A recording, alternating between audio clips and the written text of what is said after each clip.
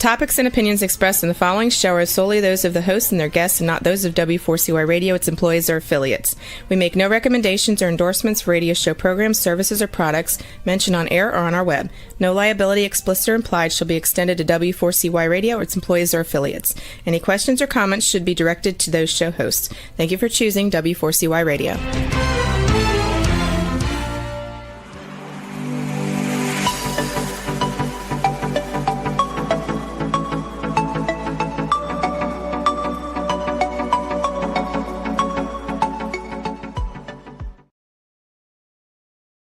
Glad you could join us. Bill Martinez here with the infamous and one and only Bill Federer, the American Minute creator, best-selling author and speaker. We're going to be talking about over 400 years of miracles and blessings that have become interwoven in the tapestry of our American history. You know, from the Pilgrims who landed surprisingly in Plymouth, Massachusetts. That wasn't their exact target to begin with, to a revolution that forged a path for freedom and declared inalienable rights.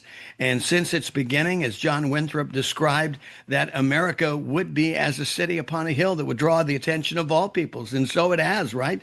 Drawn millions of immigrants from all over the world to share in the many blessings from God that has turned us into an enviable superpower. Yes, America has much to be thankful for. And this Thanksgiving, we pause to thank Almighty God himself, for our families, our country, and the table of blessings from his bounty.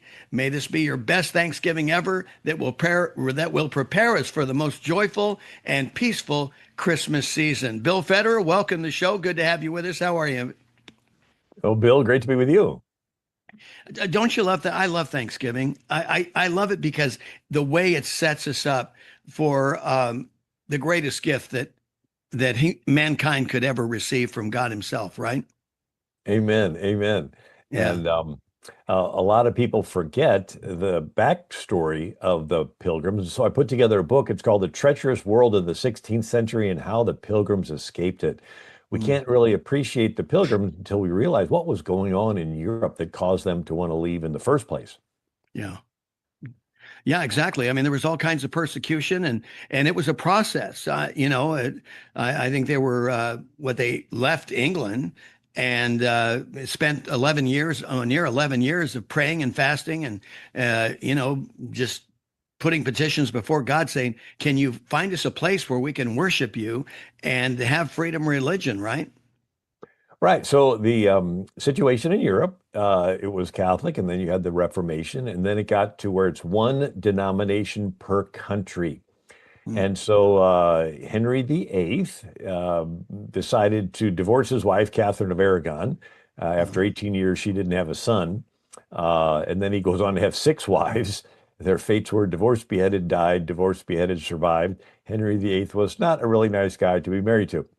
Right. Anyway, he would persecute people that didn't believe. He demanded that everyone take the oath of supremacy, acknowledging the king as the head of the church. And so you have, after he dies, there's Edward VI, and then Queen Mary, and then Queen Elizabeth, but then you get King James. And King James had a gunpowder plot to try to kill him in 1605, and then he gets paranoid, and he persecutes the Presbyterians, the Puritans, the Catholics, and the Baptists. And now the Baptists in England are the ones that we call Pilgrims. So the situation was the Puritans were inside of the Anglican Church trying to purify it. And the Baptist separatists said, we're just going to meet in secret. We're just going to leave. And so one group of them sold and they would get caught and put in the Newgate prison where they would brand them on the face as a heretic. They would cut off their ear. They passed the 5 Mile Act. If you're caught preaching within 5 miles of a town without the approval of the Anglican government, you're put in prison.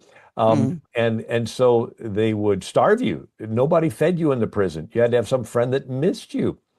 And so lots of them died in the prison. But here you had the government canceling people for expressing their views that were different than the government. I was with a Calvin Robinson. He's an Anglican priest, and you may have seen him on YouTube debates at Oxford. And Right. he since moved to Grand Rapids, Michigan to pastor. And I was visiting with him, and he said that he cannot go back to England. I'm like, why? He goes, Wow. censorship Yeah. laws. 16,000 people are in prison in England today, some for Wow. as little as liking a post or Yes. forwarding a tweet in England today. So I went Wow. online, sorry, just to say, well, let me do a little Google search on this. Sure enough, there's a New York Post article. UK free speech crackdown sees up to 30 people a day arrested for petty offenses, some for retweets. And then Steve Forbes writes an article for Forbes magazine. People are being thrown in UK prisons over what they've said online. And then there's a Finnish prime minister, excuse me, Mhm. member of parliament, a Finnish Yes. MP, and she is having a third time to go before their Supreme Court on a Bible tweet case. And then in Germany, and then, And I think all she was tweeting was a verse, right? A verse yeah, from the just about, Bible. Yeah. yeah. Right. And these countries not too long ago were officially Christian countries. And then I was in Seoul, Korea with Charlie Kirk 4 days before he was shot, and we met with a pastor, Son, S-O-N, and he's a Hmm. megachurch pastor, 5,000 members, and he was the only one not to shut down for COVID in the entire nation. Well, he gets 1 million Koreans to protest the trans bill. So this is the government pushing an anti-Christian ideology. And so he's like, this isn't politics. You're delving into the Bible realm here. And so I'm Right. standing up for the Bible. And the president raids his house, seizes his cell phones and computers. And then we're meeting with Charlie Kirk. And he says, they're going to arrest me. And Charlie says, if they arrest you, I personally am going to call President Trump, pulls out his phone, starts texting Marco Rubio. 2 days after we left, they arrested him. And he's in prison today. His Charlie's staff said, well, we're going to focus on this. We got one last event in Utah. Well, obviously, Charlie didn't make it past that last event Right. in Utah. But here you have the government. There's a headline. It says Seoul's new Inquisition, the jailing of Pastor Son in Korea's war on churches. The largest church in the world in Seoul, Korea, they raided the pastor's house there as well. And so the Pilgrims experienced government wanting to censor their freedom of speech, their expression of their religious views, and that's when they fled. So that's the Right. setting for why the Pilgrims came over in the first place. Right. And here today, we're getting a little taste of that, as you mentioned. Gosh, I mean, even this conversation you and I are having, because it does, go around the world, Bill. And I know that some people are concerned that if they go through, Heathrow Airport, and there has been cases where people are making a connection and they get arrested at the airport because of something that was said that they consider and have determined to be hate speech, right? Yeah, the founder of Rumble, a video Hmm. website, his plane stopped in France. The French arrested him, not because he broke the law. They just said that his platform was allowing people to share their views, and the Wow. government doesn't want people to share their views. So we see this happening. The head of the EU is saying we need to even censor the chats. And when you're just posting to your own friends, they want to censor everything. This is what dictators want. This is what Nebuchadnezzar said. You bow to my statue, or I Right. will throw you in Exactly. the fiery furnace. So Yeah. again, I wanted to give a little backdrop of what was going on in Europe. Right. Uh, Well, and you're right, Bill, because we're reminded that there's nothing new under the sun. And that's the thing that you can count on. And this is what makes you such a blessing to us, because you remind us of the history that is often said that those that ignore or forget their history are likely to repeat it. And America is uh, being encroached upon.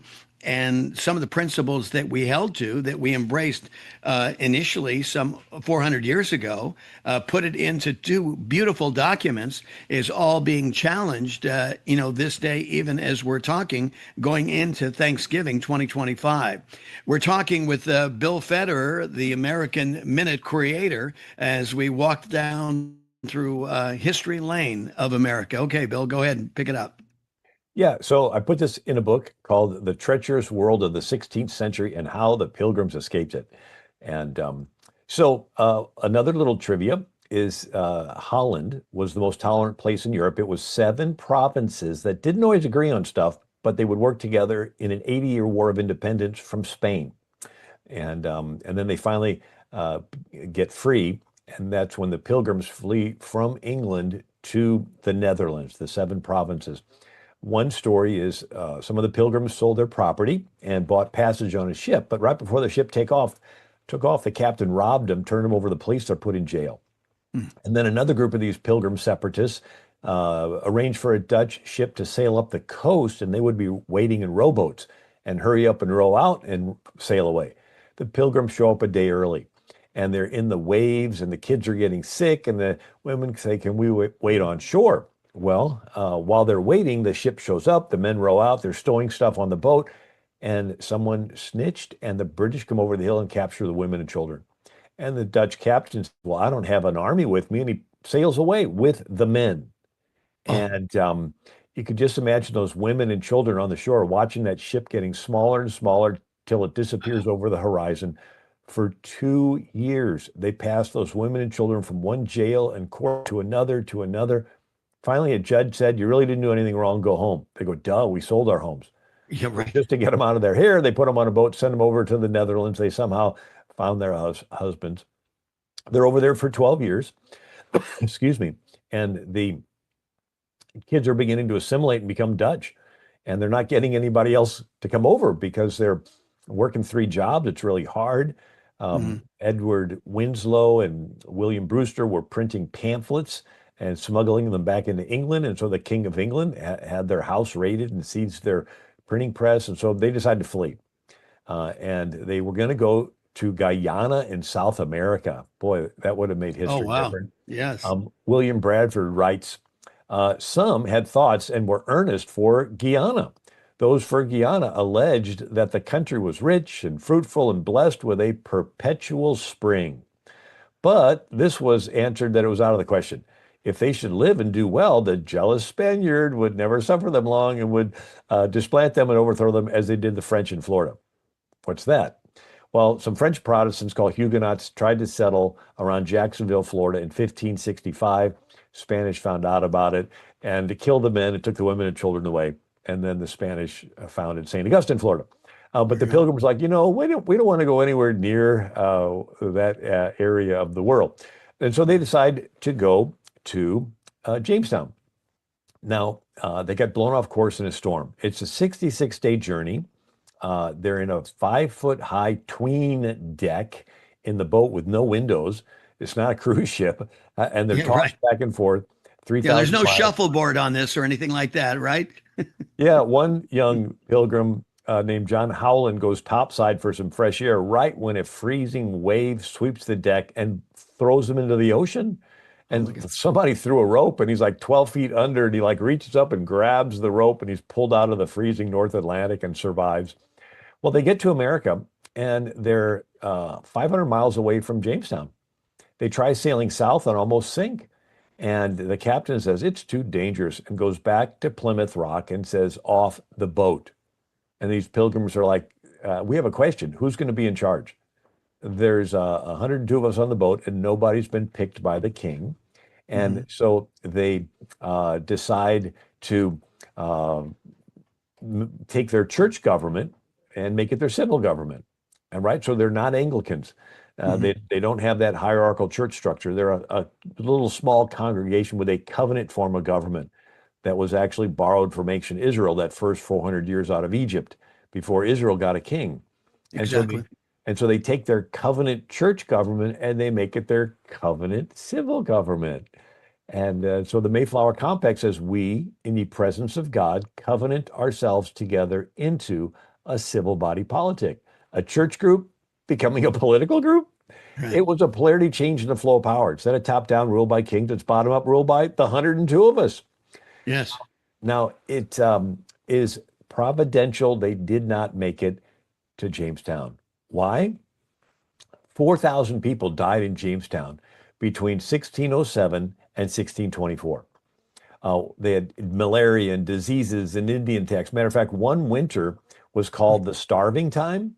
It starts Mhm. off with 500 people, and by the next spring, only 50 are left. Wow.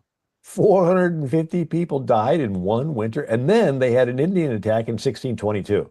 So the Pilgrims landed in 1620. This is 2 years later. So the Pilgrims would have been there. A Yes. quarter of the Jamestown colonies wiped out by this Indian attack. And so it was providential that they didn't go to Guyana or to Jamestown. Jamestown, exactly. And I mean, but Bill, then, Bill, you had to think. I mean, can you imagine? I mean, here they are. I mean, coming to an unknown land. It was a hope and a prayer. They're really trusting that they're hearing from God, and these things are cumulative. I mean, you got somebody being swept in the ocean by a miracle. He's brought back on the boat.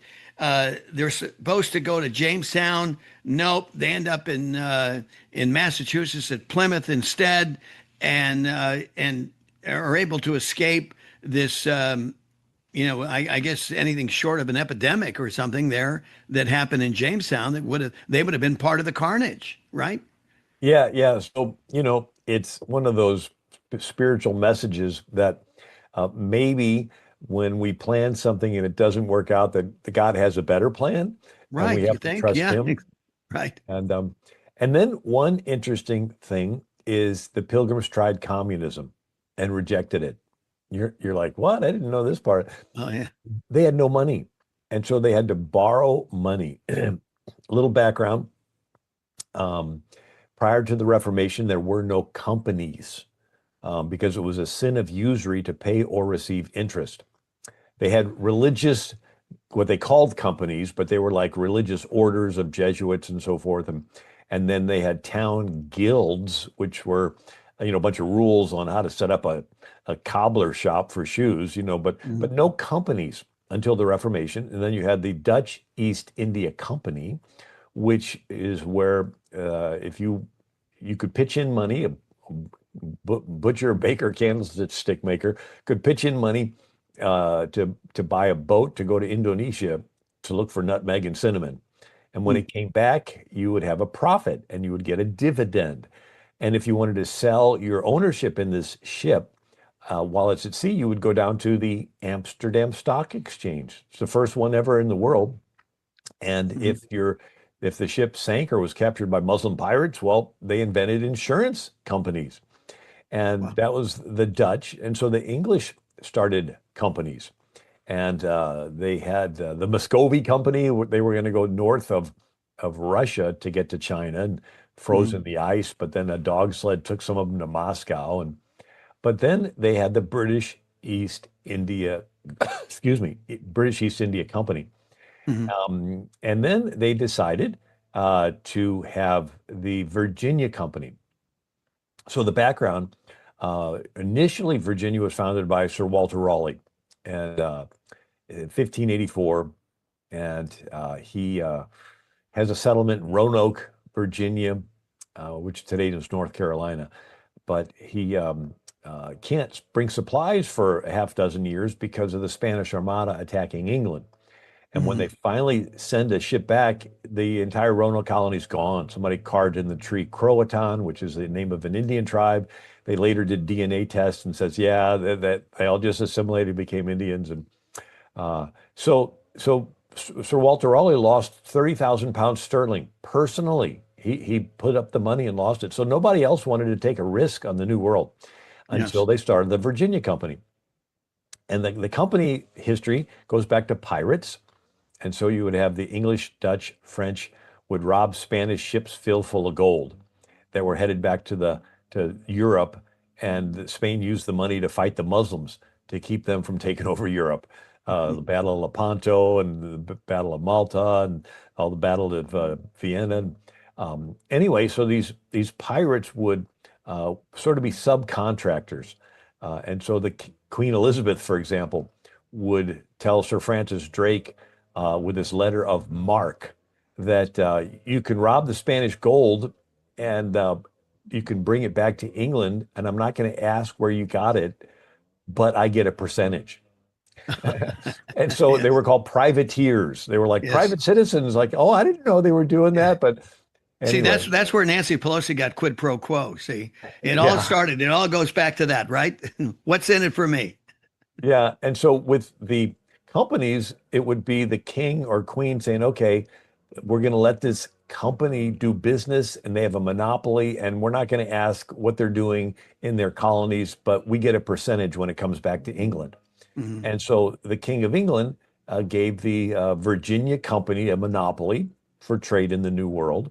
And then obviously Jamestown, Virginia had all the starving time and Indian attacks. But then when the Pilgrims wanted to come across, they had no money. And so the Virginia Company branches off another company called the London Company. And the London Company had bylaws that said everything would be owned in common for 7 years. And it was basically a communism. And so this is what the Yeah. bylaws said. All profits and benefits that are got by trade, traffic, trucking, working, fishing, or any means shall remain in ye common stock, and all are to have their meat, drink, and apparel and provision out of ye common stock.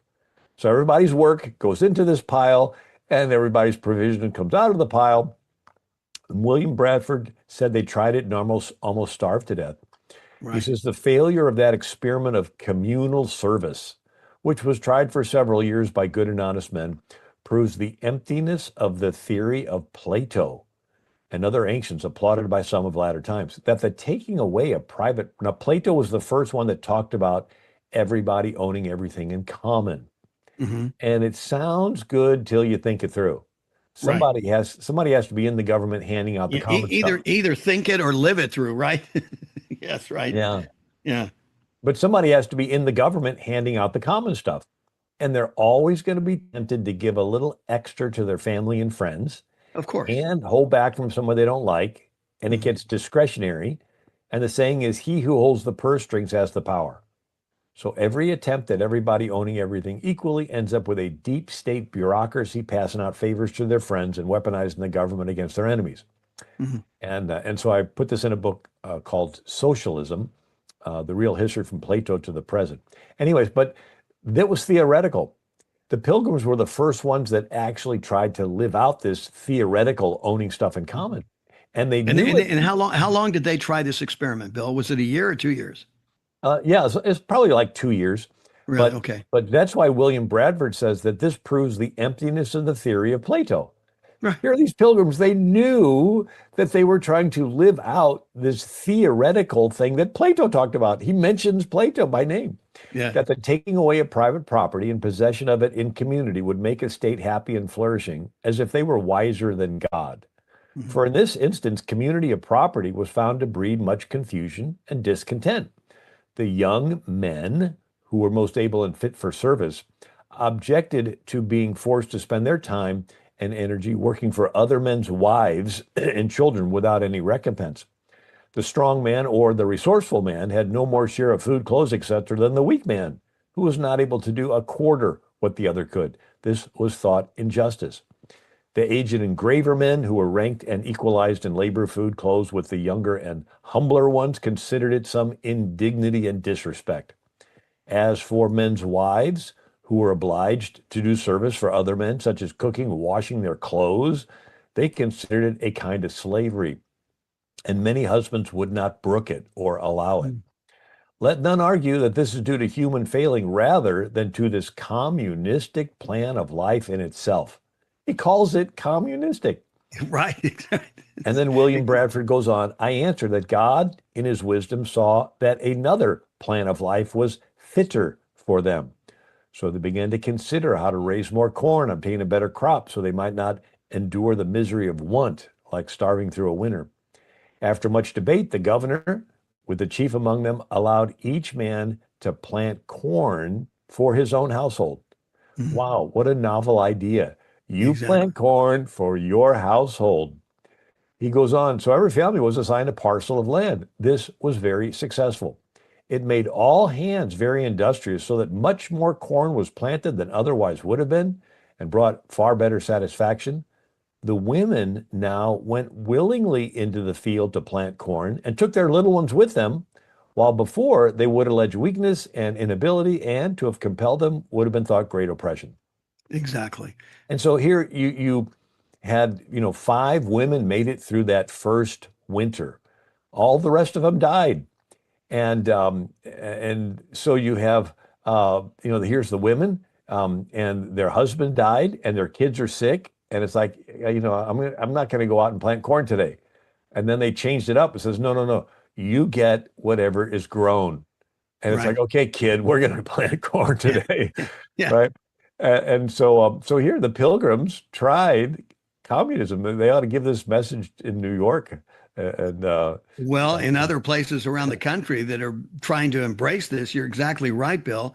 Bill Federer, the American Minute creator and national speaker, we're just so blessed to have him here as we recount the history, our rich history of America as, we go into this Thanksgiving week and celebrate Thanksgiving Day with our friends and families. Bill, as you say, I mean, I think it's quite interesting because people who are of a religious mindset and are reading scripture, which these pilgrims did, and they're devout in their faith. And so much of what they did, yes, was scripturally based, but then there's some things that they derivated from, like socialism, like this, this idea and this theory. And I imagine God's in heaven just looking down, going, "Oy vey," you know what I'm saying? well, and one of the other things that people may not know is it took 40 years worth of beaver skins to pay off their debt for their boat ride to that company. Oh, wow. And the reason that it took so long is one of the ships was captured by Muslim pirates. That's right. So Mm, Muhammad robbed caravans. Muhammad was a religious leader in Mecca for 12 years, only made 70 converts. He gets confrontational. They chase him out of town. Muhammad goes as a Muslim immigrant to a Jewish city called Medina. Three Jewish clans let him in, and he goes into the minority neighborhoods and begins to organize a following and get involved in politics. When his following gets big enough, he he's one of the original, what do we call him? community organizers. Community organizers, right? Exactly.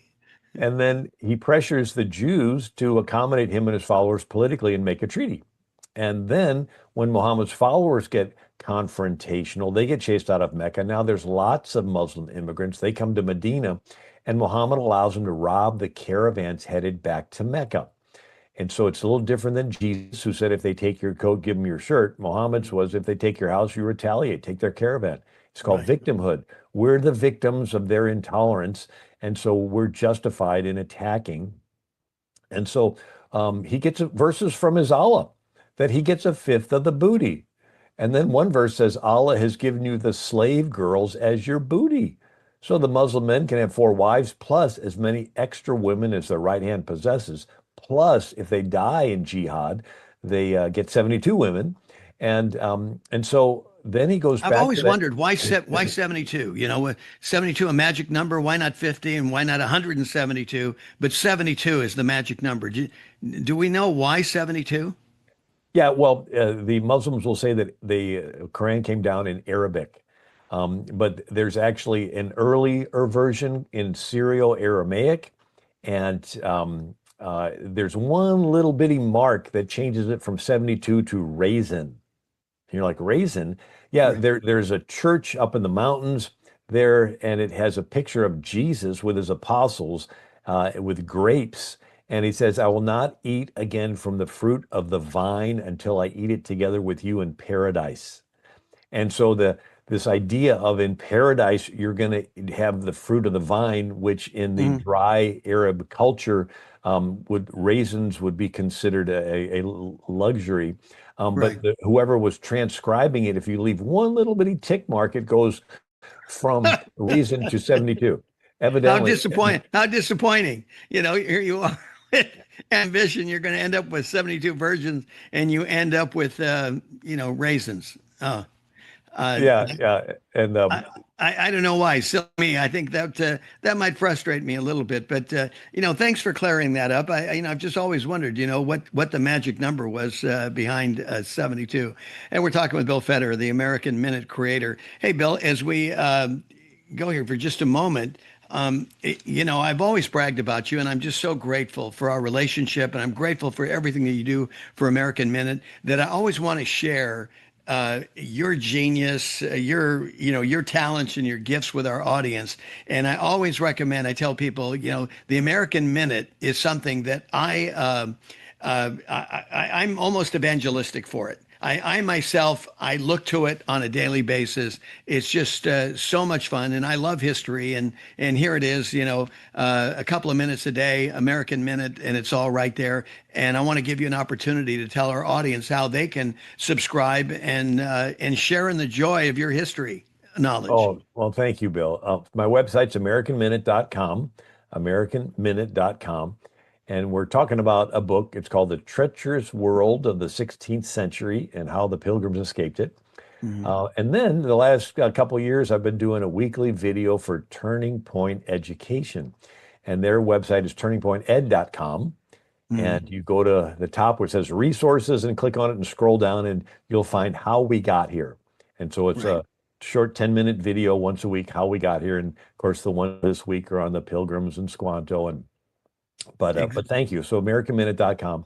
I was mentioning, so Muhammad was robbing caravans, and then as Islam expands, they would rob on the Mediterranean Sea and capture. So they captured over 1 million Europeans and would have a whole Catholic orders in Europe called the Trinitarians that would raise money to try to ransom back your friend. And they enslaved millions of Africans because Muhammad was a white Arab. But so now we're getting to the Muslim Barbary pirates, and they would rob European ships. And so here are the Pilgrims in 1625, and they have 2 ships they're sending back to England filled with dried fish and beaver skins. And one of them is captured by Muslim pirates and taken to Morocco and sold into slavery. So William Bradford writes this in the history of the Plymouth settlement, that the adventurers or investors, the one that lent the money, sent Mhm. over 2 fishing ships. The pinnace was ordered to load with core fish to bring back home to England. And besides, she had some 800 pounds of beaver as well as other furs to good value. And it says that they went across and were almost in sight of England when a Turkish man of war captures one of the ships and carries them off to Salar, Morocco, where the captain and crew were made slaves. Mhm. Thus, all their hopes were dashed. The joyful news they meant to carry home, that by the ship taken by the Turks, all trade was dead. So here are the Pilgrims. They had to deal with Islamic terrorism. And so, again, you wonder if the people in New York could learn some lessons from this. Um, but the Sultan in Morocco Mhm. was named Moulay Ismail, and he had 25,000 Europeans that he had captured and made slaves.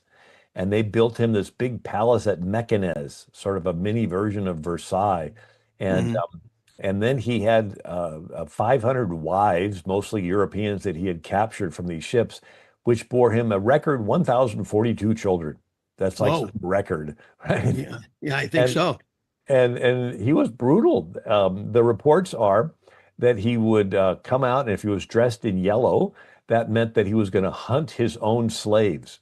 And he would kill his own African slaves just for sport. And he would bring a change of clothes so that if it's got blood on him, he could change his clothes. And Right. I won't get into all the stories. My wife's like, don't tell all those gory stories. Um, but so anyway, the Pilgrims had one of their ships captured by the Muslims. But I can't talk about the Pilgrims without mentioning Squanto. And if Yes. we have a minute or two, I could share that. Yeah, we got plenty of time. We've got about 7, 8 minutes here. I love hearing about Squanto. I mean, that's another miracle in and of itself, Bill. The whole Yeah. story of Squanto. Yeah. So you have the Pilgrims were religious, but not everybody else was. You had the Columbus discovering the New World, and you had what I traced 2 threads through history: greed and the gospel. You always have people motivated by greed, and they're the ones that take people and sell them in slavery and take land from Mhm. Indians. And the British East India Company growing opium in India and shipping into China. And today you have sex trafficking for money, right? So you always have people motivated by greed, and then you always have people motivated by the gospel. And so we see this from the very beginning. And you had greedy people enslaving Native Americans, and a Catholic priest named Bartolome de las Casas spends his whole life lobbying the King of Spain to outlaw the enslavement of Native Americans. And he's finally successful. And then, yeah, obviously the greedy people say, where else can we get slaves? And somebody said Africa, and that's when they would go over to the Muslim slave markets and buy Africans and bring them over in that terrible slave trade. Right. But again, the Pilgrims were religious, but not everybody else was. And so you would have the English would sail across the coast of North America and lure Indians on the boat and then take them back to England. At first, it was to teach them the language so that the Indians could show them all the good fishing spots. And they were still looking for a Northwest Passage. They thought that there was going to be some river that could cut across America to China. You go figure. Interesting. And so that's what happened to Squanto. Mm-hmm. And so you have a Captain Weymouth writes about taking a half a dozen natives from America and bring them over to England and introducing them to William Shakespeare and the Earl of Southampton that financed the expedition looking for this Northwest Passage. But then they drop Squanto back several years later. And then you have a bad guy named Captain Thomas Hunt. And he says that he wants to trade with the Indians. And so Squanto's like, okay, I can speak English. I can trade. And they lure him onto the boat. And with a bunch of Indians, they say, hey, you want to see what's below deck? And then they close the hatch. And then they take him over to Malaga, Spain. So the Muslims control Spain for 700 years, and the Muslims sold an estimated 1 million Europeans into slavery. As I mentioned, there were these Catholic orders like the Trinitarians and Mathurians that would raise money to ransom back your friend that was captured. And Miguel de Cervantes had been captured after the Battle of Lepanto and made a slave, and this Catholic order of Trinitarians ransomed him back. St. Vincent de Paul was captured by Muslims and made a slave. And he witnessed to one of his slave master's wives, and she converted and pressured her husband to let him go. And so St. Vincent de Paul goes back to Europe and he starts an organization to ransom back slaves. And then he starts hospitals. Yes. And right. Anyway, so the story is that the Muslims control Spain for 700 years. And Malaga was a slave trading city.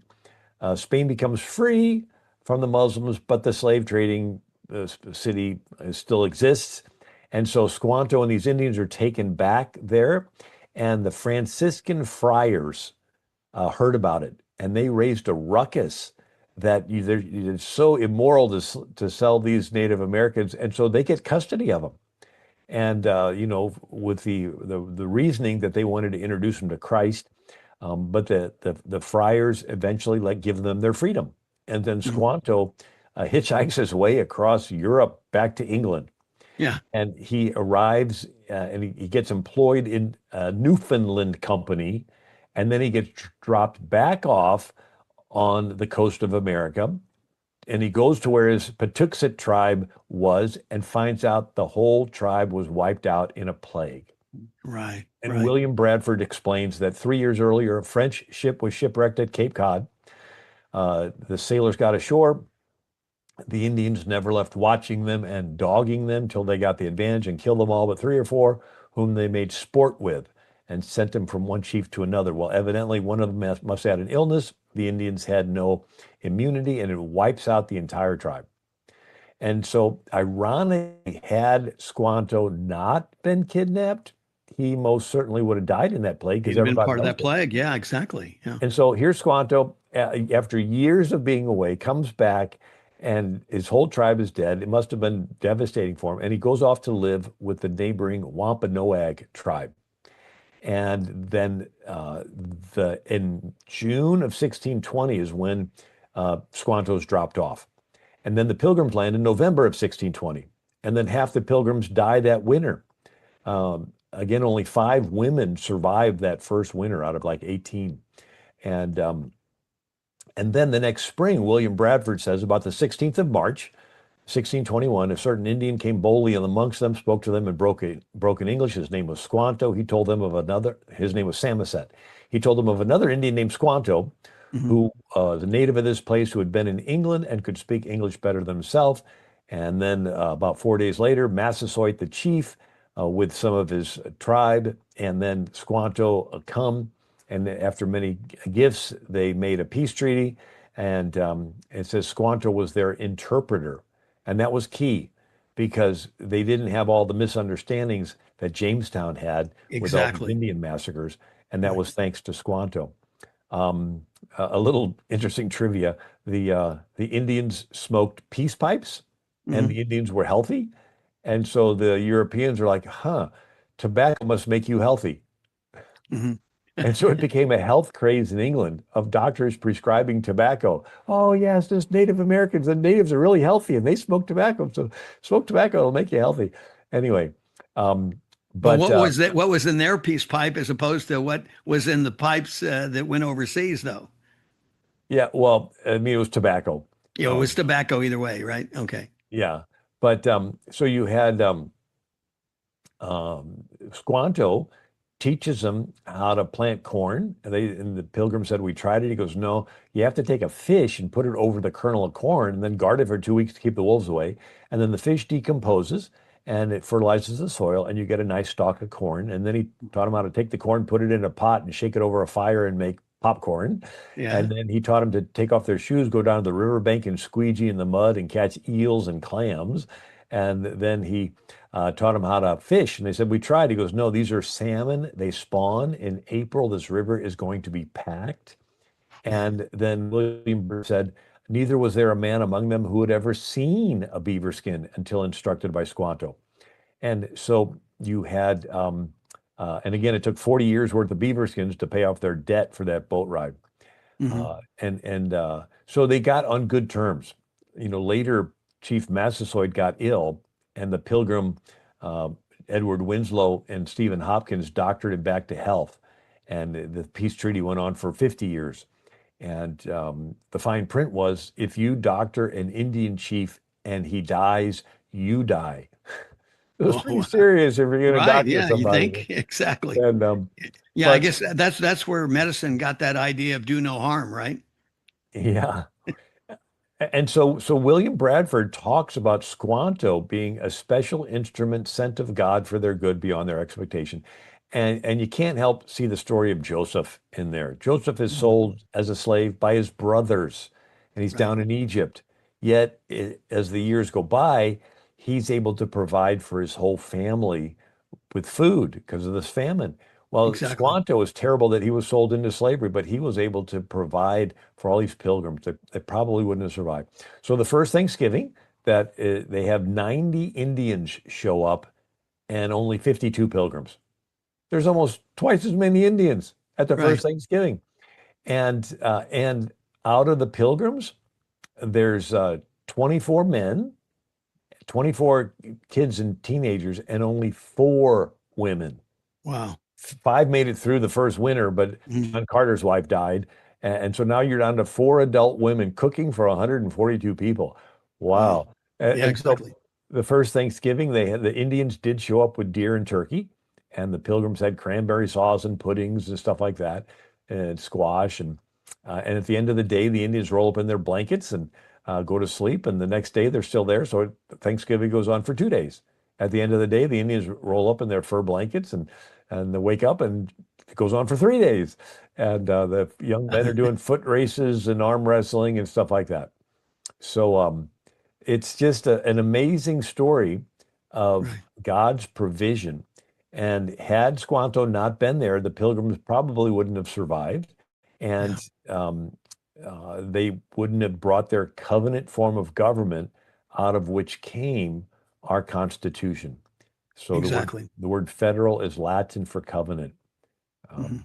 And a Well, Bill covenant, Federer, we've got to leave it there, but of course, we've just touched on some of such a plethora of miracles, that our 400 plus history of America is filled with, and we give God the glory because clearly it was something outside of the capacity of man in and of himself. It was God orchestrating, like you said, and using the comparison of Joseph in Egypt and Squanto. Squanto, in a sense, was like at that time, a modern day Joseph for that period of time right? Yeah, yeah. And we look back to the Pilgrims because they have a covenant form of government, which is where the people get involved in Mm, ruling themselves. And so that's exactly. reflected later in our declaration, government from the consent to the governed. Mm, So America is an experiment of a polarity change in the flow of power. Instead of top down, ruled by kings and pharaohs who want to cancel you and put you in jail and not let you have freedom of speech and freedom of conscience. America is an experiment of a bottom up form of government where it's the consent of the government that you want to hear the views of the people because you right. want to have laws that reflect what the people want. Exactly. Um, Yeah. Well, we've been blessed. There's no doubt about it by the hand of God. Bill, and of course, all this is in this book that you had mentioned. So remind everybody the title of the book because, we touched on some of the things. There's so much in that book yet for them to discover, and they can get that at your website, right? right. So it's called The Treacherous World of the 16th Century and How the Pilgrims Escaped It. And then my website is AmericanMinute.com. Well, Bill Federer, the American Minute creator, best-selling author, and speaker, thank you so much as always. I just so appreciate you. God bless you, and happy Thanksgiving, my friend. Well, God bless you, Bill, and happy Thanksgiving to you and Mona and all the listeners and viewers. Again, our thanks to the American Minute creator, the one and only Bill Federer. No doubt about it, America has much to be thankful for. And this Thanksgiving, we pause to thank Almighty God Himself for our families, our country, and the table of blessings that is before you that comes from His bounty. May this be your best Thanksgiving ever that will prepare us for a most joyful and peaceful Christmas season this year. Thank you for being with us. God bless. May God bless you and keep you. May He make His face shine upon you. May He be gracious unto you and give you peace. God bless you. Thanks.